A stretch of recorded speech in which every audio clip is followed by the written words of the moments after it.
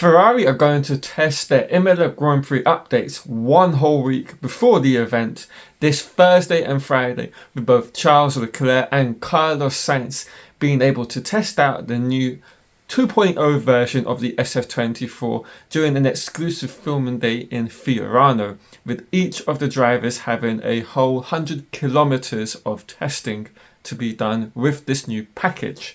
So this is pretty cool, and an exclusive news article that Formula Uno have released on their website, and it's something that the team have done on a year-on-year basis pretty much for the last few, and this year is no exception. And with the team now having felt that they've got to the point where they have arguably extracted the most performance that they can possibly find out of the 1.0 version of the SF-24 for the opening 4 to 5 rounds of the 24 Formula, they now feel it's the time, as we've known for a long time, to introduce the 2.0 version, and a lot of hope and expectations and anticipation is on this particular update. And so they want to make sure that they have the wind tunnel, the CFD correlation between the virtual world and the real world, and what better place than to do it on their kind of test track at Fiorano? And that's exactly what they're going to be doing. Now, for anyone out there that hasn't watched any of my videos on this whole kind of upgrade subject, I'm now going to go into what these upgrades are pertaining to in the video right now. So let's just briefly talk about now these, of course, extreme upgrades that I've talked about on the channel. So there's a link in the video at the top right where you'll have the full overview of what these extreme upgrades should be about. But I will, of course, briefly touch upon it in this video right now as well. The new look SF-24 to debut in Imola in May will feature revised side pods and floor, with these evolutionary steps aimed at building upon the solid vanilla base created over the winter period, an intentional decision made by the team many months ago.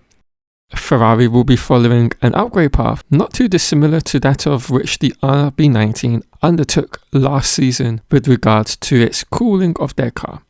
So one area to be revised alongside the side pod will be that of the inlets.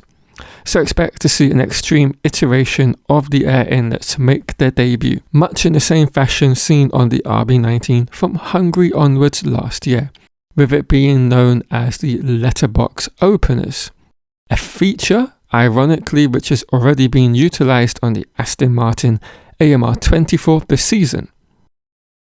This is possible for Ferrari thanks to there being no major cooling issues experienced across all the Ferrari powertrains in the opening 2 rounds of the season. Now, Ferrari also had to pay attention to their own airbox design, as it's a lot more aggressive than those of their Ferrari-powered customer cars such as the Sauber and Haas. And thankfully for the team, there are no issues found whatsoever in this area as well. Therefore, all the time spent in the wind tunnel can be focused purely on trying to find the most performance for the car, as they aren't facing last year's cooling issues.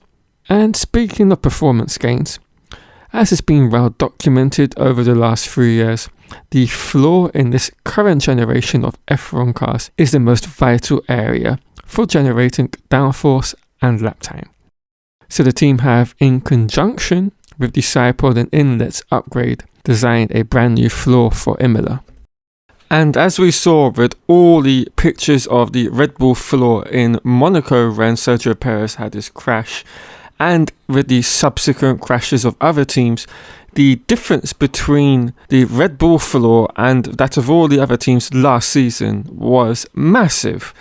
The level of detail which was found on the RB19's floor made every other floor last season look so basic, and I think this is an area Ferrari, like all the other teams, have a lot of catching up to do. But also on the other side of things, that of course means there's a lot of performance left in all of their floors to be extracted with updates, and that's why Ferrari will be bringing a brand new version of their floor in conjunction with the side pod updates. And there you have it. So it's a substantial upgrade. You could almost say it's in a way similar to the McLaren upgrade of having almost a B-spec car. And with that, of course, comes a lot of needing to test out the new setup, the new, ride height levels, I presume, and all other kind of manner of things that come with a whole new package. And thankfully for them, it's not a sprint weekend, which is another reason why they kind of held off over the last couple of events in not bringing them to these events, as sprint weekends only allow you to have one practice session, whereas obviously in a normal weekend you get 3 of them. So 3 1-hour sessions to find the right setup and perfect it heading into qualifying and, more importantly, the race. But it's also not just Ferrari that are bringing upgrades to this race. Oh no, even Red Bull have their own set of upgrades that they will be bringing. What those are, we don't quite know right now, and we don't know the kind of significance of them. Is it a small update, much in the same way they had in Miami, where they got rid of one of the floor stays because they don't need that additional support when it comes to the floor? Or is it going to be somewhat more of a substantial upgrade? That is what's kind of left for us to all think about in the kind of week and a bit that we have until the Imola Grand Prix. So it's going to be really interesting to see what they come with and how everything now comes together with McLaren, with Ferrari's upgrade package, with Red Bull, how they all sit on a kind of a level playing field where they've all had the same, number of sessions to test out their packages and to perfect the setups as they head into the main portion of the week.